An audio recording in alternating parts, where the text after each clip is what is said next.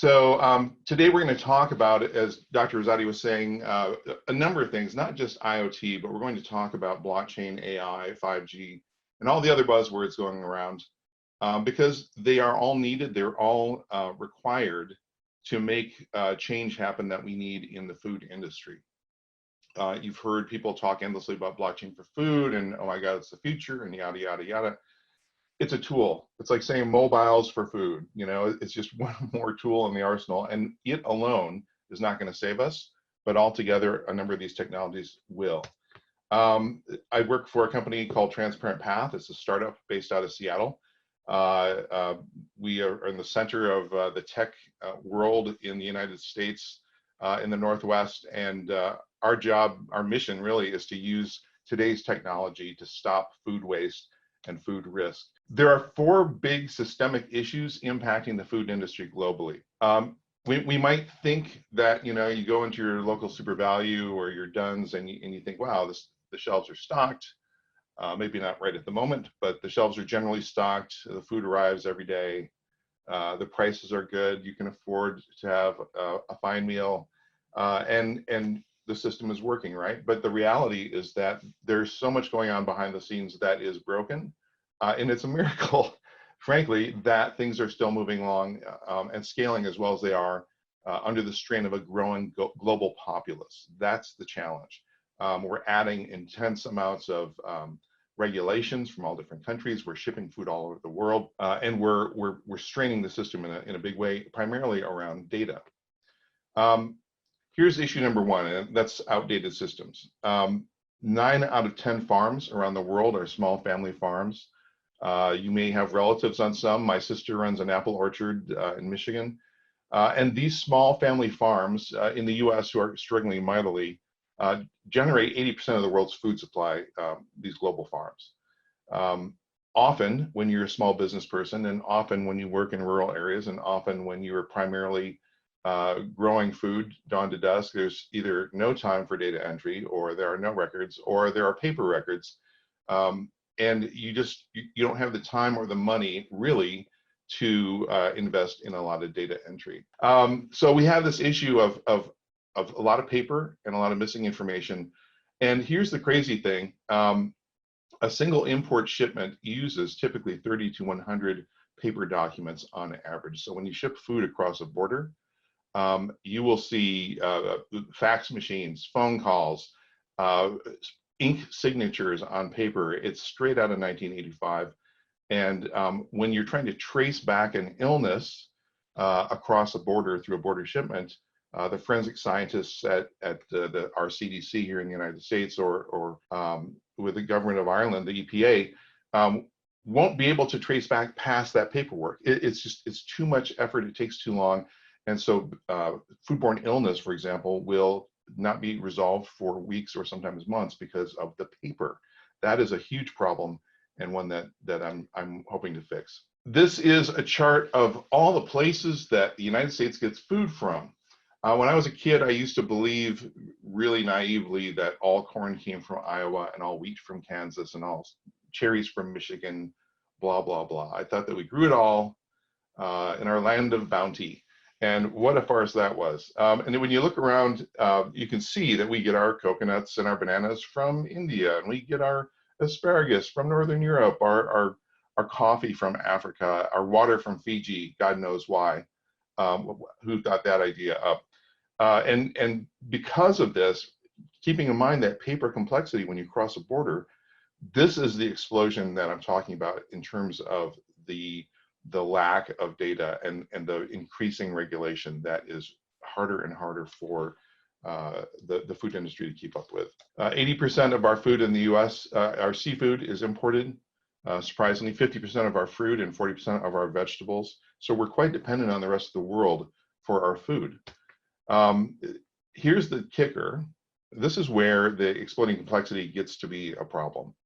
There are an average 7 major changes to a purchase order while the food is en route to you. So for example, let's say that you're a buyer at Tesco, and you put in an order for 10,000 head of cabbage from Africa or the Mediterranean. On average, that purchase order will change 7 times while the food is being shipped. And when it gets to the dock in Ireland and shows up, and if the number is different, and I'm speaking for the US here, I don't know for sure that this is the case in Ireland, that food is dumped. So you've got all this food at the dock that if it is unclaimed or unwanted or unpaid for, it just gets tossed. And because of this, in the US, 75%, in Ireland, 70% of all food loss occurs before it even gets to the grocery store. So the next time your mom or someone scolds you about wasting food, you can proudly tell them that most of the food waste in Ireland is happening before retail.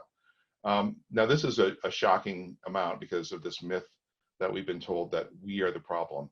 But this is a data problem.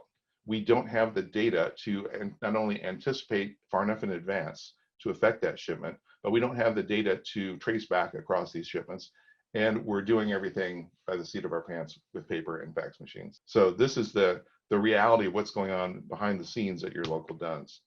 The result of this is 700 million euro in wasted food, 1 million tons thrown in dumpsters and landfills, and 120 billion calories that are going directly from the farm to the landfill.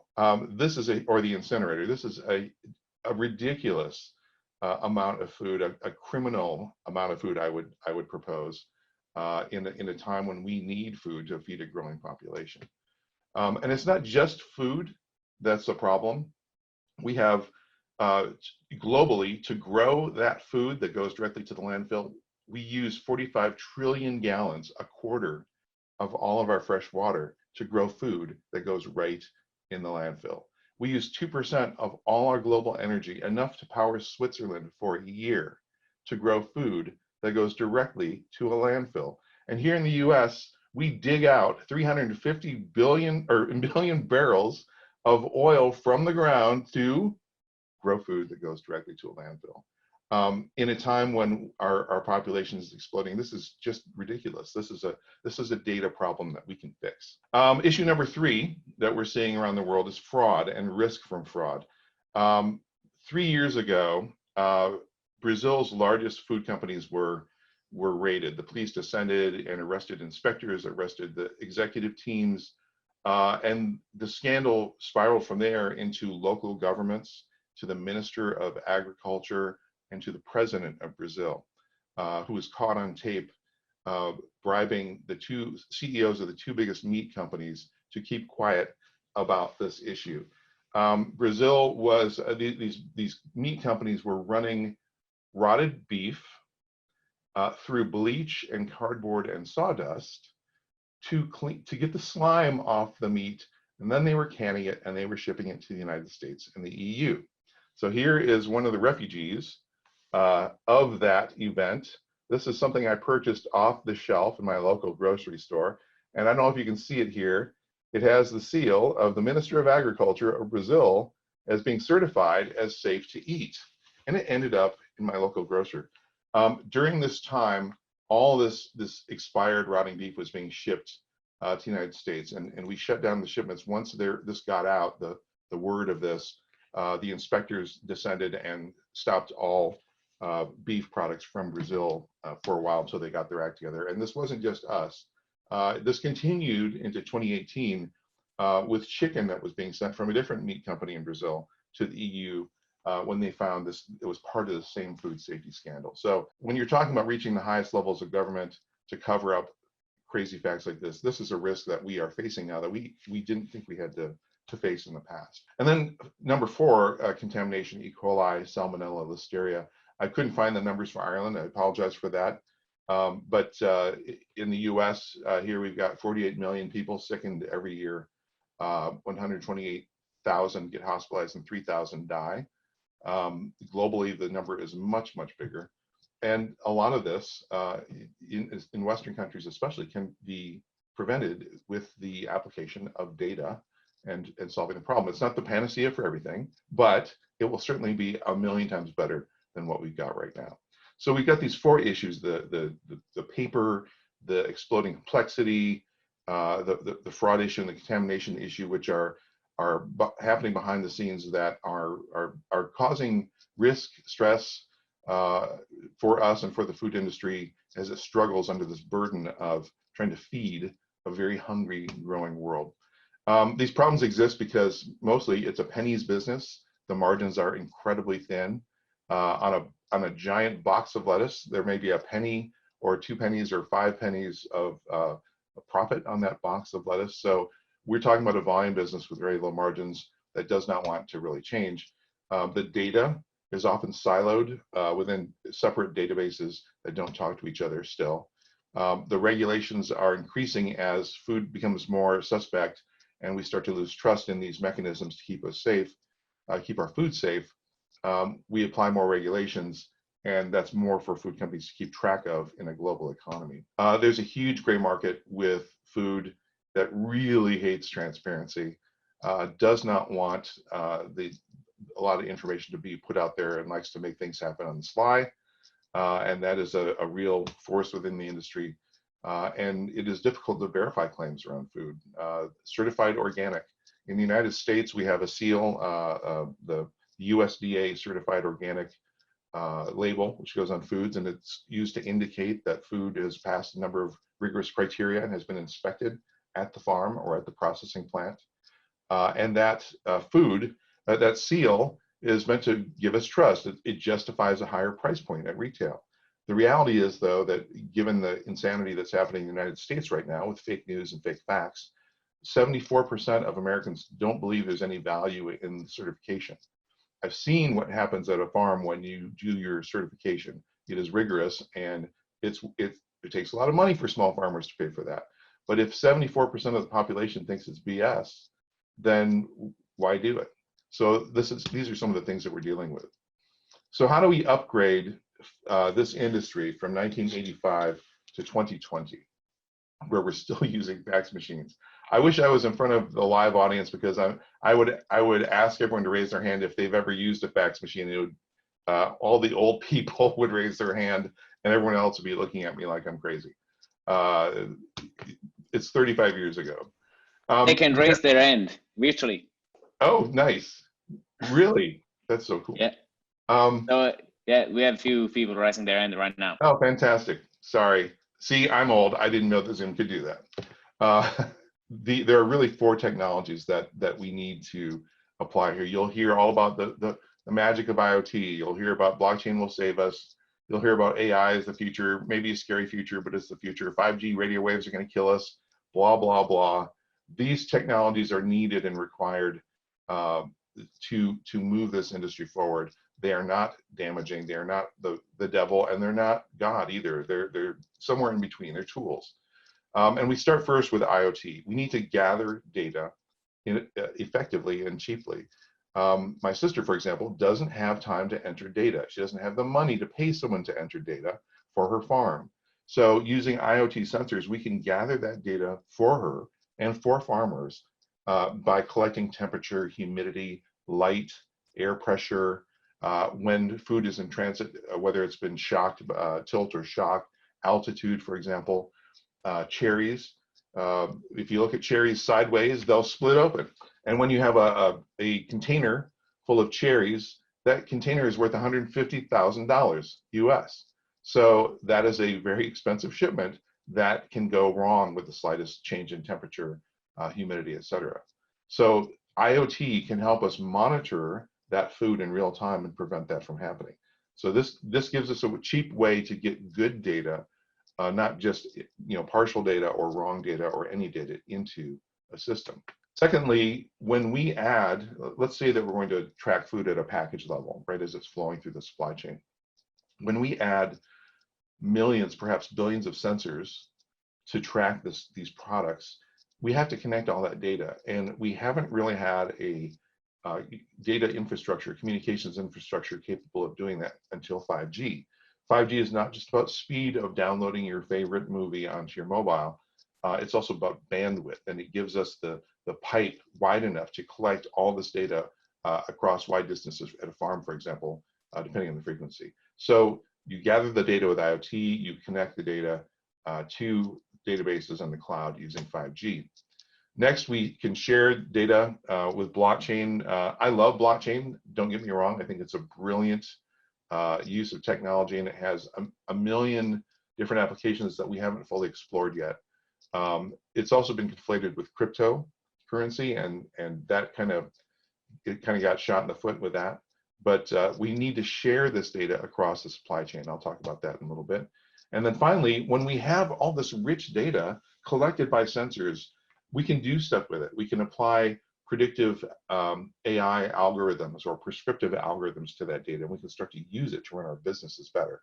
So these four technologies working together really make this dream of more transparent, more safe food system a reality. And it's doable. It's not impossible. So let's talk about IoT.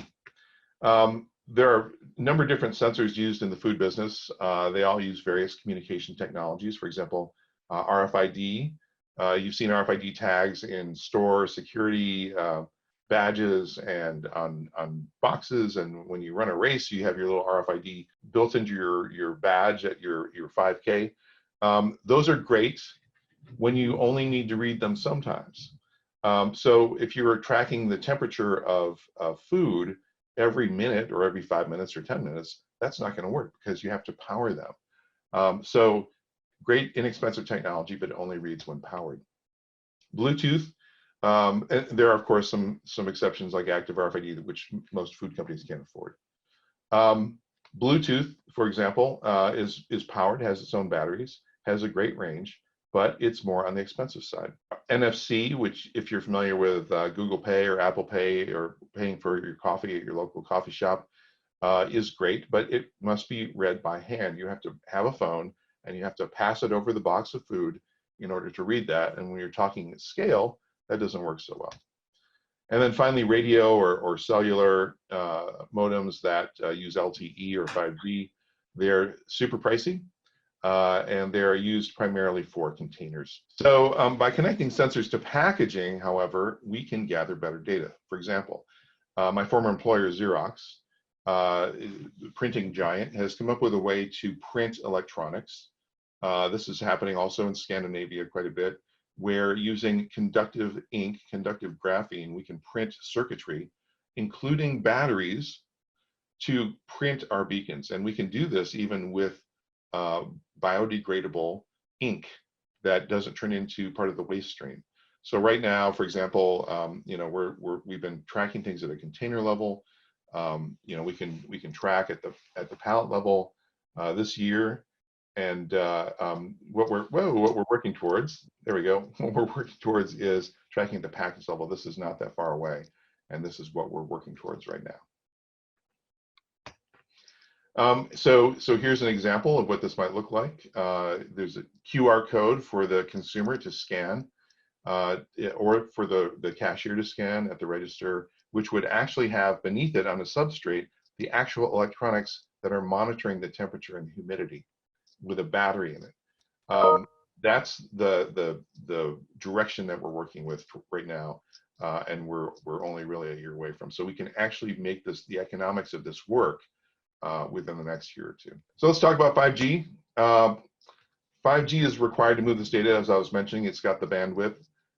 It's interoperable. It helps us interconnect all these different technologies and gives us new ways to route that data and manage it for auditing, analysis, etc.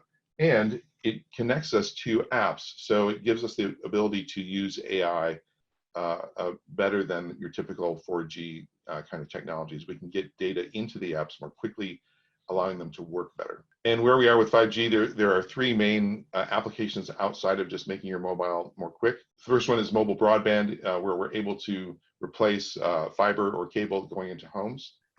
Second is mission critical communications like autonomous vehicles. And the third is this sort of idea of massive IoT, where we have devices capturing all this information. There's a lot of confusion about 5G. There's a lot of marketing BS. It's not the savior and it's not the devil. It's going to take time to roll out in rural areas. But what's interesting is most of the device innovation on sensors and gateways and things like that is coming from startups, not from large corporations, which are currently a little risk averse in this area right now. We're working with, I can't tell you who, major electronics manufacturer to create our 5G sensors, but they're relying on us to get the word out about them and for us to build the use cases for them rather than doing it themselves. Blockchain, the B word, let's talk about that. Blockchain, I'm not going to explain what it is. Hopefully many of you know what it is already, but it's built for a world without trust. By networking computers together and having them all do cryptographic proofing and problem solving, we can validate data as being accurate and real without knowing who created it. A traditional database environment is a centralized data repository, typically controlled by one company, like a Tesco. The truck drivers and the food suppliers and they will all access that database, and it's a one-sided relationship, let me tell you. So in this role, Tesco has all the power, and the farmers and the truck drivers and the processors and the warehouses and distributors don't. So that's your traditional database. With blockchain, everyone owns the data and no one owns the data. The consortium owns the data. And when I talk about the data, I mean, where did the food come from? What's its provenance? How did it get to me? And the conditions data, what happened to it on the way to get to me? Everyone can contribute, everyone can benefit equally from this data. But the only problem is, and we don't hear a lot of people talking about this, blockchain is only as good as the data you put in it. Garbage in, garbage out. You can put lies into a blockchain and suddenly they're immutable lies. I would hate to see the value of blockchain slip away because people are not considering this. So blockchain, great tool and great opportunity for us. Here's why. Let's say I go and buy the can of corned beef from my local Super Value up in Malahide, and I get sick. And I call them up and I say, I got sick from your food and I'm going to sue you. You're a bunch of jerks. And so they start a trace back. So they go back to the warehouse and they say they got 550 cases of canned corned beef from John Stone on 7th of March, and purchased from them on 7th of March and distributed. And then the inspectors and the scientists call up John Stone beef and say, where did this beef come from? And they say, well, we got 40 carcasses on this date. We canned them and we sold them to Super Value. It wasn't us. And then they make some phone calls and they found out that the carcasses arrived from Sleepy Time Transport, who swears up and down it was a constant 2 degrees in the refrigerated trailer the whole time. Okay, well, who was the driver that day? Where did they come from? Where did they pick up? Well, they got it from Ross Dare Irish Meat. 20 Hereford arrived on the 21st of Feb. They were slaughtered, and Sleepy Time picked them up 3 days later. Go back another level, and another level, and another level, till you get to Suspicious Farms, who swears it was non-GMO fed cattle raised humanely. So all these different databases on the right here. The steps to take to trace back take forever, and this is a huge problem. But if we put them all in one ledger, suddenly everyone in the system has transparency, can see what's going on. This becomes really important, for example, when you have a product moving through the supply chain and there's a problem with the trailer, and let's say they're in the American Southwest in the desert with a load of refrigerated beef, and the driver forgets to turn on the refrigerator as he's driving, happens all the time, or turns it off to save petrol, keeps driving, and takes their 7-hour mandated sleep, and wakes up and is like, oh shit, forgot to turn on the refrigerator, turns it back on, and keeps driving, and it arrives cold, and no one suspects anything until 6 weeks later when people start getting sick. So when that happens, with this kind of system, the sensor can report to the blockchain that there has been a excursion, a temperature excursion. And then instantly, that blockchain consortium lets everyone know what went sideways, where and when. And the receiving manager at Tesco says, I'm not taking that. There's no way I'm taking that risk on. And right there, you have stopped that food from ever reaching your kitchen. You've stopped the gas being used to drive it there. You've stopped paying the labor to put it on the shelf. You've stopped the consumer who now is going to sue you. You've prevented that from happening. You've prevented the food from having to be paid to be destroyed. All of these good things happen when we can intercept bad food in the supply chain early upstream. And this is important because the average recall in the US cost about 9 million euros. So there's investigations, there's disruption of operations, et cetera, et cetera. There's so many bad things that happen in a recall. And that does not include the lawsuits, the government fines, the lost sales, the stock price going down. et cetera, et cetera. So where are we with blockchain? The speed and power issues are fading. I'm going to speed up here because I'm running out of time. Blockchain for food is such a bunch of PR. It does have value, but it needs to be part of a broader universe. People are still conflating cryptocurrency with blockchain. However, enterprises are still moving forward and proving that it is useful. And something that's very exciting about blockchain that we're looking into is the identity of things. For a thing to have a wallet as it moves through the supply chain, and for claims about that thing to be made and inserted into that wallet, and all the wonderful security benefits of blockchain from that aspect. So finally, AI. If we have access to this data, everyone can benefit from it because everyone can run queries against it using predictive AI. The retailer can say, when should I expect my next shipment? The warehouse, when do I put in my next order? How many trucks do I need to line up? There's flooding in Brazil. Should I find other sources? Predictive and prescriptive AI can tell us now what to do in the future. And I was at a conference, Global Food Safety Conference, a couple months ago, and everyone's jaws were on the ground when Amazon presented their AI. When a product is selling like crazy, 5-star ratings across the board, Amazon's AI is so good, it can predict 77 days in advance that food will become risky. No sign whatsoever that this is going to be a problem, but because they have so many data points feeding their system, they can actually predict the future of a product before 2 months before it happens. It's truly Minority Report. And I looked around the audience, and everyone's jaws were just on the ground, like we were looking at the future live. So you know, all these buzzwords, what does it really mean? You know, how ridiculous to put all this together. It must be super expensive. We did it. We did a pilot with Michigan Apples, courtesy of my sister and my brother-in-law, in which we traced apples back from the retailer back to the farm. You can see here it was sort of a hackathon, kind of a lab, our first pilot. We tried a number of different technologies, RFID, NFC, Bluetooth, et cetera. And we ran around the warehouse like crazy people, applying these sensors to different boxes of apples to track them through the supply chain to see which ones would work and which ones wouldn't. And the best ones were Bluetooth and cellular. We could track, you can see all the pings happening here by the round dots, tracking not only the battery life, but also the temperature in this case, humidity, et cetera, to make sure the food never goes bad. And you can see here from the green dots that the sensors are working and transmitting the location, time, date, temperature, humidity, et cetera, while en route continuously. Drivers don't like being tracked. American truck drivers believe many things, and one of several of the things we heard was that, is that a bomb because the light is blinking on your sensor? No, it's not a damn bomb. Are you tracking me? No, I don't care if you took a nap. I don't care if you went off course to go buy some illicit substance from a brother-in-law. I just care about tracking the safety of the food. So this is a reality about digital transformation that people have to buy into. It doesn't matter how much tech you've got. You have to get people on board in order for the system to work. So this is a key learning for us. And we found that we could actually trace back to the farm, which was pretty damn exciting because that is sort of the holy grail of traceability. So consumers really want this. We did a study showing that 100% of our respondents wanted more trustworthy information.